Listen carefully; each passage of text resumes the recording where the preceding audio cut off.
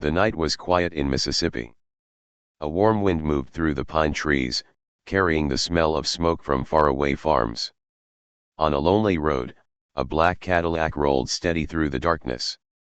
Behind the wheel sat David Carter, a man with sharp eyes and a calm face. He wore a clean suit, even though it was late. To him, every hour was business. But David was not alone.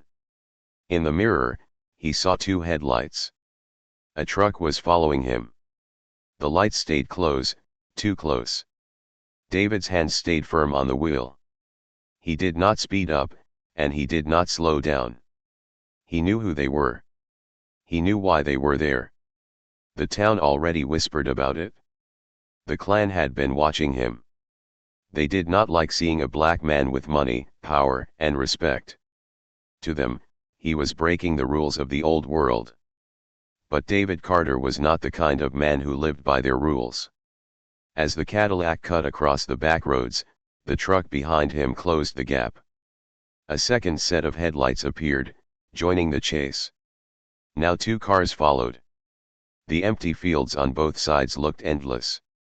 There were no houses, no neighbors, no one to help. Still, David's face stayed calm. His mind was already working. Let them follow, he thought. Let them believe they control the night. They don't know what I know. David Carter's story was not simple. He had been born poor, the son of a sharecropper, in a world that did not want him to rise. From the very start, he understood that life in Mississippi was a game set against him. The schools were broken. The jobs were heavy, dirty, and paid little. Every door was locked. But David had something no one could chain his mind. He worked odd jobs, saved every penny, and studied the way business worked. While others laughed at the idea of a black man dreaming big, David kept planning. Brick by brick, deal by deal, he built something out of nothing. Now he was a millionaire. He owned trucks, land, and stores. His money flowed through banks. People in town, black and white, had to deal with him whether they liked it or not. And that was the problem. The Klan lived on fear. They lived on control. But David Carter did not fear them. He did not bend to them. That made him dangerous in their eyes.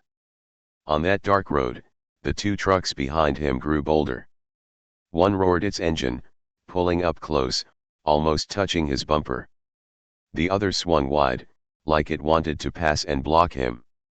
They were playing with him, testing his nerves. But David never lost control. He knew panic was what they wanted. Panic made men weak. Calm made men strong. And David Carter believed in strength. Up ahead, the road split. One path curved toward town. The other cut deeper into the woods. David flicked his blinker toward the woods, then suddenly turned back toward town at the last second. The trucks behind him swerved, confused, losing ground. In his mirror, David allowed himself the smallest smile. This is not your game, he thought. It's mine. The story of David Carter was not just about money. It was about strategy. He treated life like business. Every threat, every move, every danger was something to be studied. And he had studied the Klan the way a hunter studies prey. He knew their names. He knew their secrets. Some of them wore white robes at night, but by day they worked in banks, sat in courtrooms, and sold goods in stores. David Carter knew who they were, even when they thought they were hidden. And while they followed him on dark roads, he had been following them in daylight through paper trails, land deeds, and business deals. This was his secret weapon. Not fists. Not guns. But knowledge. The night grew deeper. The trucks finally turned back, frustrated, their headlights fading into the black. David drove on, steady, until he reached his house. It was a large home, built with the money the Klan said he was not supposed to have. Lights glowed warmly inside. His wife and children slept safe, unaware of the shadows that had tried to chase him. David stood on the porch for a long moment, looking into the dark fields. He knew tonight would not be the last time they came for him. He knew the clan would not stop. But he also knew something else. They thought they were hunters. They thought he was the hunted. But the truth was different. He was waiting. He was watching.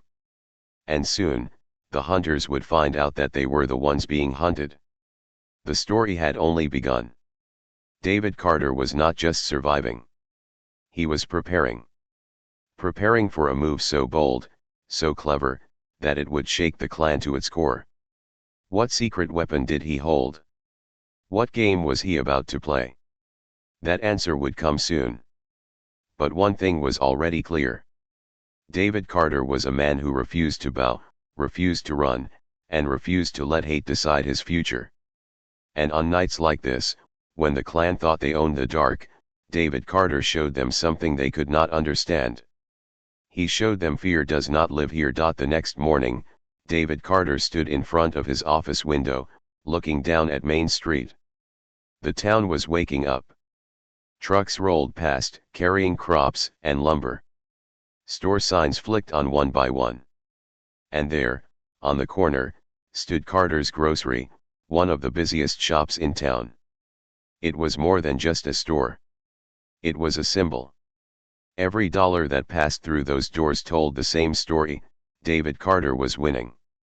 But David's road to success had not been easy.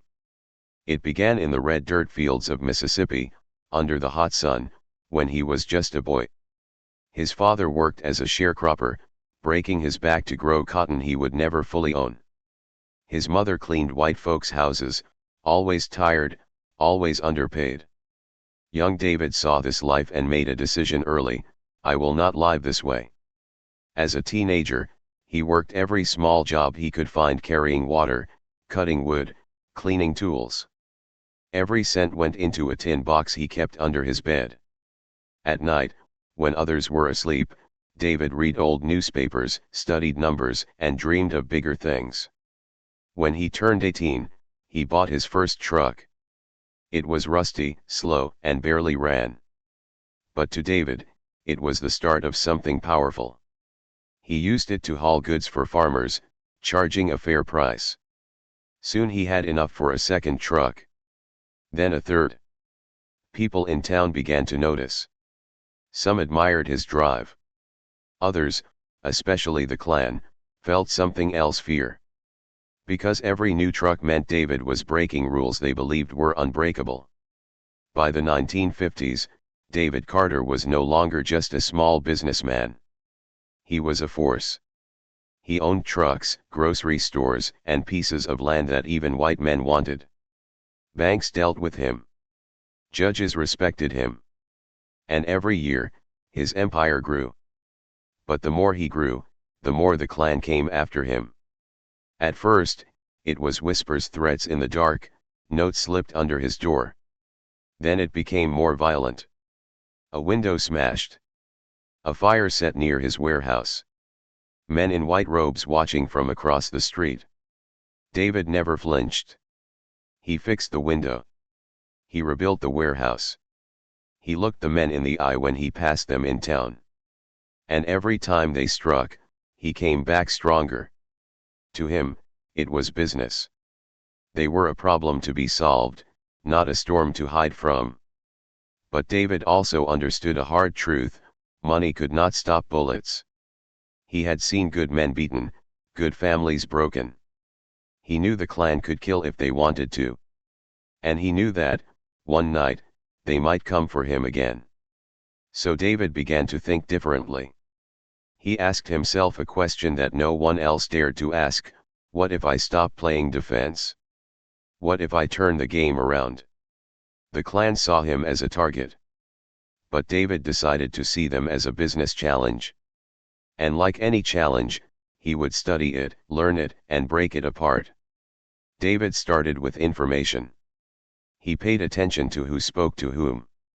He listened in church, in stores, at the courthouse. Slowly, he began to see patterns. The same men who smiled in daylight were the ones who wore robes at night. He learned their schedules, their secrets, their weak spots. Some were deep in debt. Some cheated on their wives. Some depended on his trucks or his stores. Bit by bit, David built a map not of land, but of power. And he discovered something shocking: the clan was not untouchable. They were messy. They made mistakes. And above all, they were greedy. One evening, David sat at his kitchen table with papers spread before him. Land deeds. Court filings. Business contracts. His wife, Sarah, looked at him with worry. "They'll come after you," she whispered. "You know that, don't you?" David smiled softly and put his hand over hers. "They already have," he said. "But now, it's my turn." The next step was bold. David started buying land quietly, carefully, sometimes through middlemen. At first, no one noticed. But one day, a rumor spread: David Carter owned the very field where the clan held their secret meetings. When the clan found out, they were furious. But the deed was real.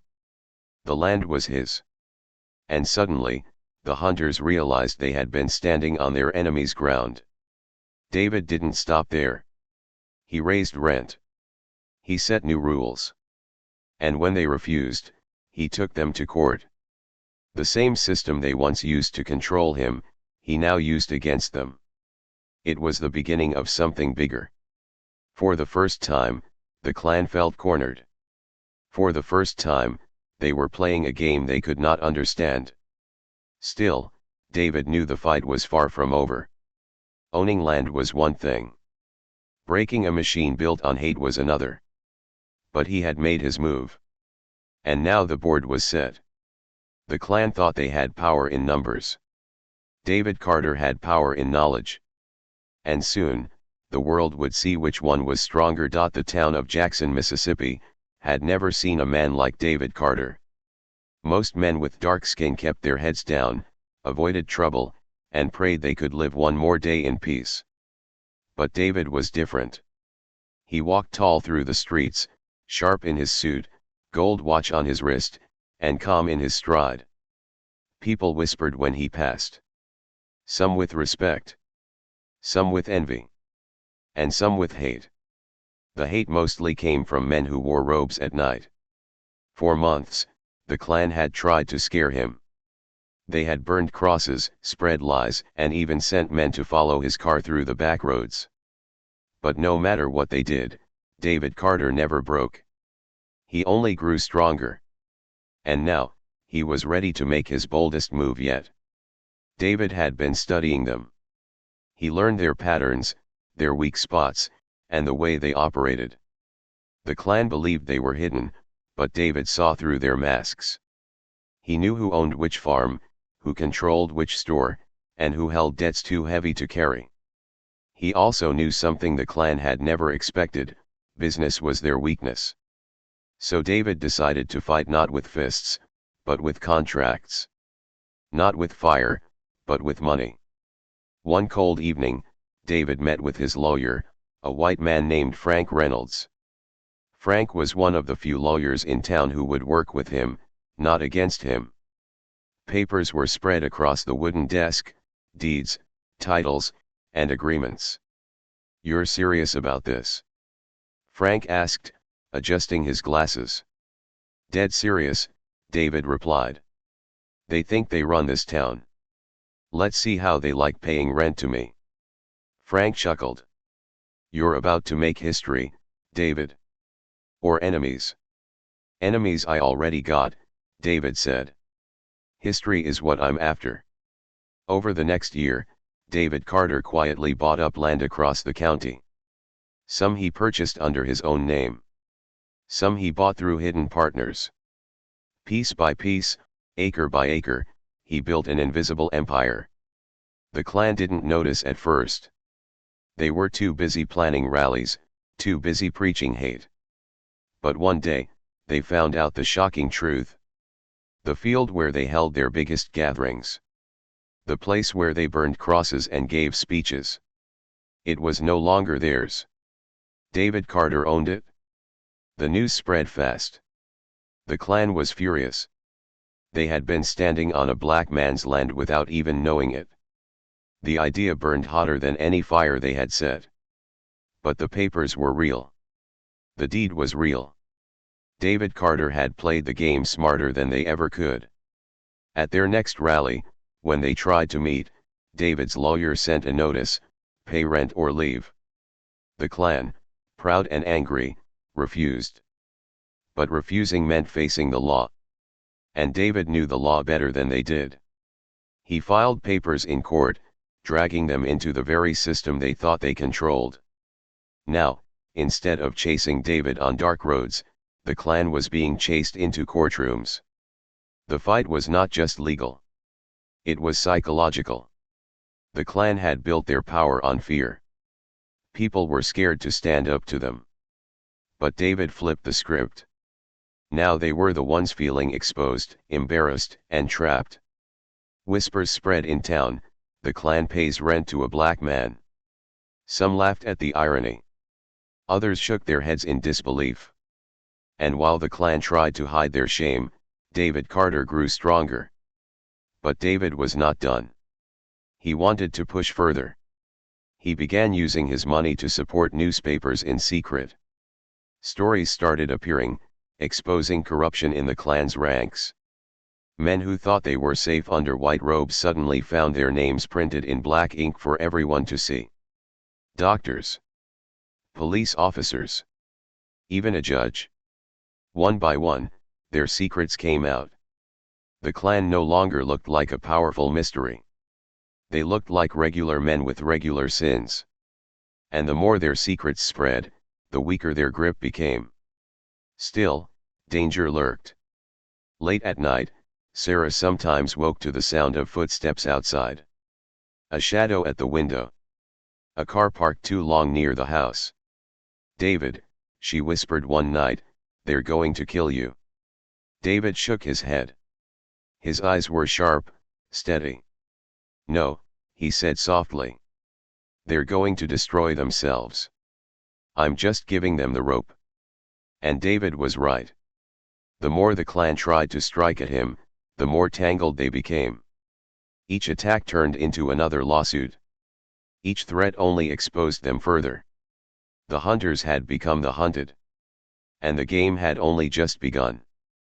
David Carter's empire grew. His money spread wider. His influence reached higher. The Klan thought they were fighting a man. But what they were really fighting was a mind sharper than any blade, a will stronger than any mob. And for the first time in Mississippi's history, the Klan was losing not to guns, not to marches, but to a businessman who played the game better than they ever could. By the early 1960s, the name David Carter carried weight far beyond his hometown. To black families, he was proof that a man could rise above hate and poverty. To businessmen, he was a competitor who could not be ignored. And to the Klan, he was becoming a nightmare. The Klan had always ruled through shadows. They wore masks, burned crosses, and struck fear into anyone who dared speak against them. But now, their shadows were shrinking. Every step they took seemed to end in a trap, and every secret they tried to hide was slipping out into the light. What the Klan did not know was this: David Carter was no longer fighting alone. It began quietly. David started building relationships in places the Klan thought they controlled. He had money, and money opened doors. He paid journalists who were tired of writing safe, boring stories. He whispered tips to lawyers who wanted to make a name for themselves. He even spoke with certain FBI men who had their own reasons for wanting the Klan exposed. David never shouted about these connections. He never bragged. He moved carefully, like a chess player, placing his pieces one by one across the board. And soon, his allies began to strike. In one newspaper, an article appeared exposing the true identity of a local Klan leader. The man was no ghost in a robe. He was a store owner, a husband, and a father of 3. His neighbors were shocked. His business collapsed. His family left town in shame. A month later, another article revealed a sheriff's ties to the Klan. The sheriff had thought his badge made him untouchable. But the story spread across the state, and he was forced to resign. Every time a name appeared in print, the Klan's power cracked a little more. They had survived on secrecy. Without it, they were just ordinary men, weak, vulnerable, exposed. Inside the Klan, fear began to grow. At meetings, men looked around the circle and wondered, who is talking? Who is leaking our names? Suspicion ate away at their unity. They no longer trusted each other. Some believed there was a spy among them. Others thought the FBI had infiltrated their ranks. But the truth was far more unsettling. The man pulling strings was not inside their meetings at all. It was David Carter, working quietly from the outside. One night, David sat at his dining table with Sarah. Papers were spread out in front of him, again court filings, property records, and letters from his contacts. "You're playing a dangerous game," Sarah said, her eyes full of worry. David nodded slowly. "I know. But for once, it's not just me. I have friends now. Friends they don't even know about." Sarah touched his hand. "Just promise me one thing. Promise me you won't let hate turn you into them." David looked into her eyes, serious and calm. "I'm not fighting them with hate. I'm fighting them with light. And light always wins over darkness." Meanwhile, the Klan tried to strike back. They called emergency meetings. They tightened their circles. They threatened anyone they suspected of betrayal. But every move only made them weaker. The FBI had begun watching too. Reports of violence, intimidation, and secret rallies were landing on government desks in Washington. Some agents, tired of the Klan's violence, quietly passed information to David's lawyers. It was a strange alliance of black millionaire, white lawyers, reporters, and federal agents all working, knowingly or unknowingly, toward the same goal, pulling the mask off the Klan. And the more David pushed, the bolder he became. At one point, he purchased another piece of land near the county fairgrounds. The Klan had planned a massive rally there, expecting thousands to attend. But when the day came, they arrived to find new fences, guards, and a notice posted at the entrance. Private property. No trespassing. The Klan was furious. They shouted, threatened, and cursed. But the sheriff who once protected them was gone, and the law was not on their side anymore. They had no choice but to scatter. That night, word spread again, David Carter stopped the Klan rally. People laughed in barber shops and whispered in church pews. For the first time, folks in Mississippi felt the Klan could actually be beaten. But David knew better than to celebrate too soon. The Klan was cornered, and cornered men were dangerous. He knew they were planning something. Something big. Late one evening, as he closed the curtains in his study, David told himself, "They will come for me again. And when they do, I'll be ready." Because now, he was not just a man with money. He was a man with allies, information, and a growing army of truth. The hunters were beginning to taste fear. And David Carter was not done yet. The air was heavy that summer night. The moon hung low over Mississippi, casting pale light on the empty roads. Inside his study, David Carter sat at his desk, reading papers under the glow of a single lamp. His house was quiet. His wife and children were asleep. But David was not resting. He knew the silence outside was dangerous. He knew the Klan was planning something. For weeks, rumors had reached him. Men whispering in bars. Strangers asking questions about his schedule. Cars parked too long near his home. The pattern was clear. The Klan was preparing for one last strike. Far across town, in a dark barn, men in white robes gathered. Their voices were sharp, angry. "This man has made us a joke," one said. "He owns our land, "He owns our secrets," another growled. "If we don't stop him, we'll lose everything." The plan was simple. They would ride at night, surround his house, and teach him a lesson he would never forget.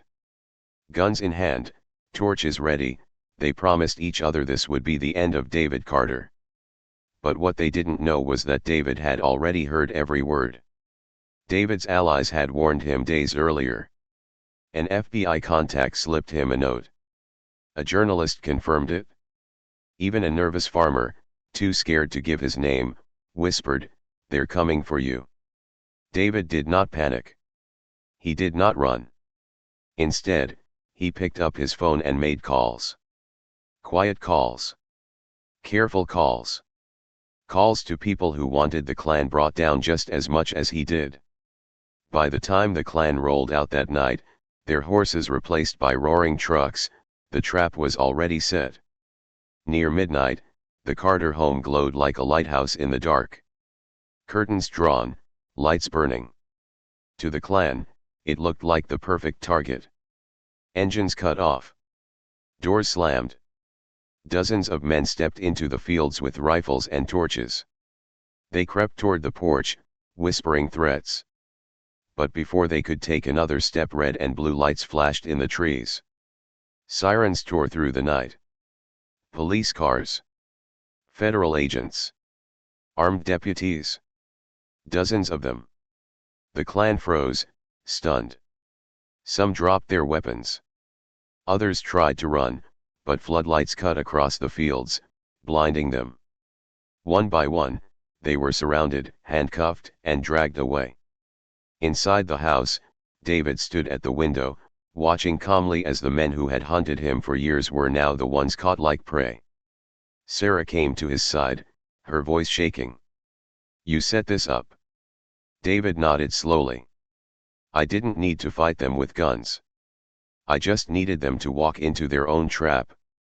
And that was exactly what happened.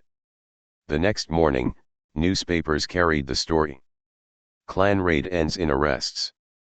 Photos showed men in robes, heads hung low, faces exposed for the first time. Some were local leaders. Others were wealthy businessmen. A few were even politicians. Their power shattered in a single night. The town buzzed with shock. For years, people had whispered about the Klan in fear. Now they whispered in laughter.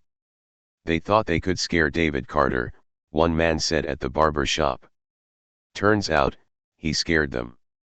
For David, the victory was not about revenge. It was about proving a point. Hate could be fought not with hate, but with courage, patience, and intelligence. He did not burn their homes. He did not strike back with violence. Instead, he used knowledge, law, and strategy. He turned their own weapons of secrecy and fear against them. And he won. Weeks later, David stood on his porch again, looking out at the fields. The sun was setting, painting the sky red and gold. His children played in the yard, their laughter carrying on the breeze. Sarah joined him, slipping her hand into his. "It's over now," she whispered. David shook his head softly. "No," he said. "It will never be over. Hate doesn't die that easy. But now they know. They know we don't bow. We don't break. We don't run." He turned his eyes toward the horizon, steady and unafraid. "And if they come again, we'll be ready." The story of David Carter spread across the South, then across the nation. Some called him a hero. Others called him dangerous. But everyone agreed on one thing: he had beaten the Klan at their own game. And in doing so, he gave his people something they had been denied for far too long: hope. David Carter did not live his life as a soldier. He lived it as a businessman. But through his mind, his courage, and his strategy, he fought one of the darkest forces in America and won. His victory proved a truth as old as time. Brains can outmatch brutality. Light can destroy darkness. And courage, even in one man, can change history.